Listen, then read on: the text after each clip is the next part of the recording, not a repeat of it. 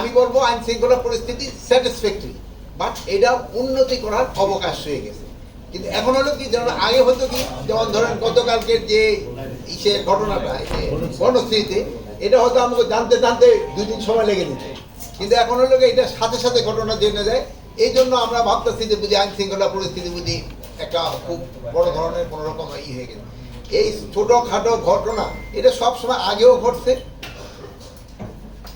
এখনো এই যে 2-1 দিন আগেও ঘটছে, এবং ভবিষ্যতে যেন না ঘটে এই জন্য আমরা কি কি ব্যবস্থা নেওয়া যায় এই ব্যাপারে আমাদের আলোচনা হয়েছে।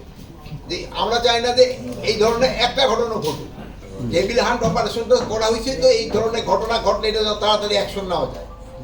এই জন্যই তো দেখান ওই যে ইসের যে রাজশাহীর যে ঘটনাটা ঘটছে, আপনি দেখুন সাথে সাথে কিন্তু 3 জনের অ্যারেস্ট করা হয়েছে, এবং যে ওসিরা মামলা নিতে বিলম্ব করছে তাদের কিন্তু আমরা আইনের আওতায় নিয়ে আসছি, তাদের আমরা সাসপেন্ড করে দিচ্ছি। অন্য সময় হলে কিন্তু এত তাড়াতাড়ি হতো না।